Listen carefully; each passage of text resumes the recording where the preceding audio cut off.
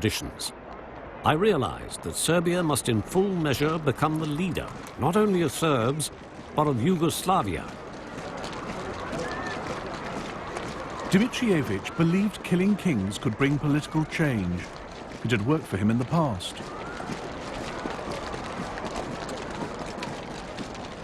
In 1903, he led a palace revolution, killing the old king of Serbia, who was too close to Austria for the army's liking, and installing a new one. The crowds expressed enormous joy. They stuck flowers and leaves in their caps. Windows were decorated with banners, flowers, garlands. Belgrade was celebrating.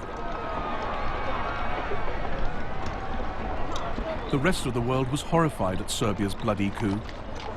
Serbia was treated like a rogue state, a nest of revolutionaries, one foreign minister complained. Only 2 countries sent ambassadors to King Peter's coronation: Russia, Serbia's greatest ally, and Austria, her greatest enemy.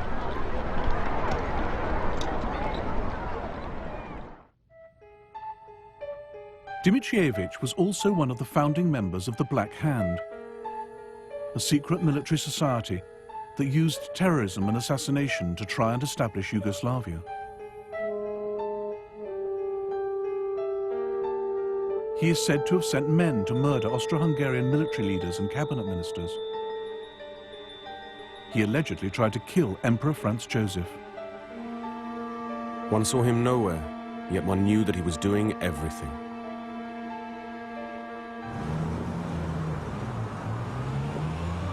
By the spring of 1914, Gavrilo Princip was also in Belgrade, talking revolution with his friends.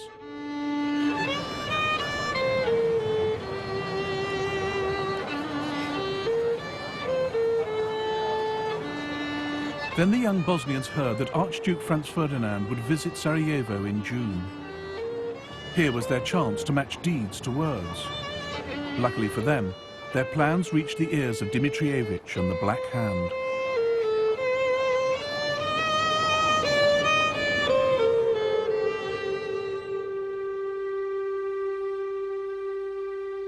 Dimitrievich worked in the Kalemegdan fortress in Belgrade as chief of Serbian military intelligence.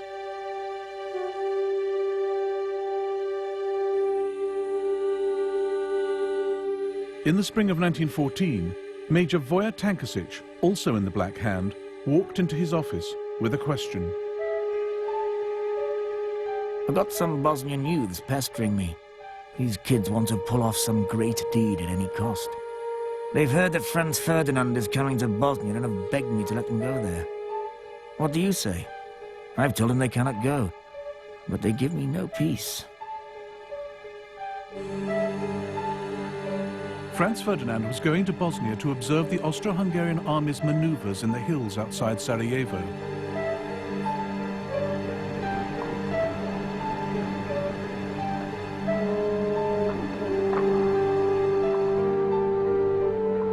As intelligence chief, Dimitrievich feared these maneuvers were a smokescreen, that what Franz Ferdinand really planned was an invasion of Serbia.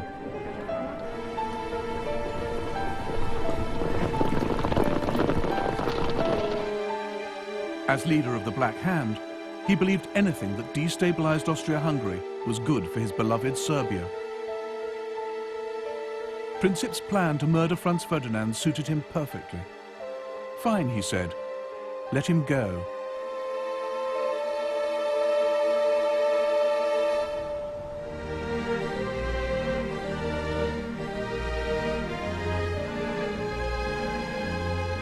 Unlike Gavrilo Princip, Archduke Franz Ferdinand was an excellent shot. One of his castles, Konopisht, in what is now the Czech Republic, is full of the evidence. By the age of 50, he'd shot 5,000 stags, as well as 200,000 other animals, all carefully numbered. Anyone who disturbed the Archduke's peace at Konopisht by trespassing on his land, as unsuspecting trippers sometimes did on Sundays, had to reckon with being shouted at by an irascible and almost apoplectic proprietor, who threatened to shoot anyone who dared set foot in his grounds a second time. By 1914, Franz Ferdinand was emperor in waiting. Everyone knew it couldn't be long before his uncle died. Even the official portrait was ready. Franz Ferdinand with the stars and sash only the emperor could wear.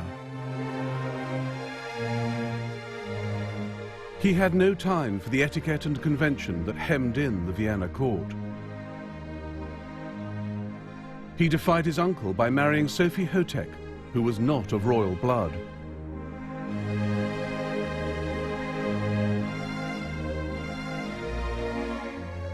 The most intelligent thing I've ever done in my life has been the marriage to my Soph.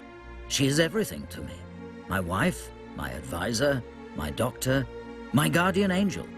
In a word, my entire happiness. Franz Ferdinand also had radical ideas for political reform. He recognized that the less power national minorities had within the empire, the more they'd look to other countries for help. The old system allowed ethnic Germans and Hungarians to dominate the government. It was a system that couldn't last. I can't help being surprised that there is any loyalty left among the nationalities after their treatment for so many years past. I must have them with me. This is the only salvation for the future. In 1914, the German emperor came to stay with Franz Ferdinand at Konopishcht. The Kaiser had a simple solution for dealing with troublesome national minorities. The Slavs are born not to rule, but to obey. This must be brought home to them. And if they imagine they can look to Belgrade for their salvation, they must be cured of this belief. But Franz Ferdinand had a better idea. He thought political reform was the best way to keep the multinational Austrian Empire on its feet and protect his own future as emperor. He had this map drawn up, showing how the Habsburg Empire could become the United States of Great Austria. Above all, Franz Ferdinand wanted to avoid war in the Balkans. One night, he made a toast after dinner. To peace. What would we get out of war with Serbia? We'd lose the lives of young men, and we'd spend money better used elsewhere. And what would we gain, for heaven's sake? A few plum trees, some pastures full of goat droppings, and a bunch of rebellious killers. Gavrilo Princip crossed the border from Serbia into Austria-Hungary here at the Drina River. He paddled out to Isakovic Island, where there was a Serbian guard post. The soldiers helped him wade ashore into Bosnia.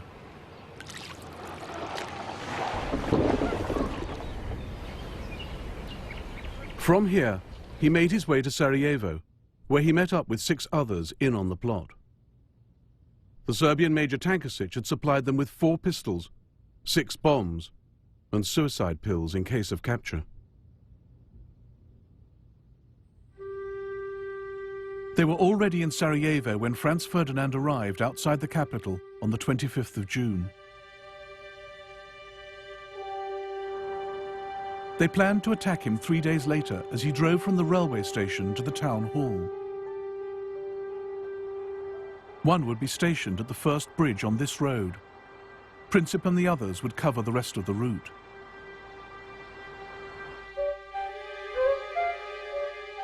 Franz Ferdinand chose the date of his visit badly.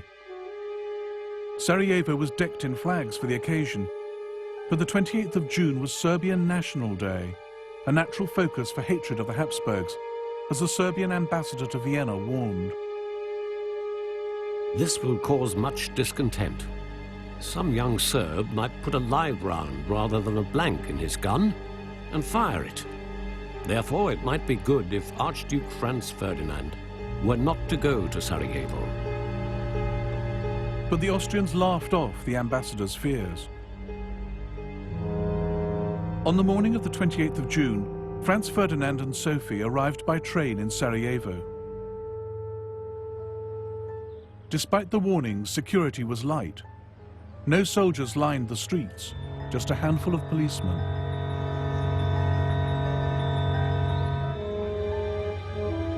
The royal car was a Greffenstift Tourer. At Franz Ferdinand's request, it travelled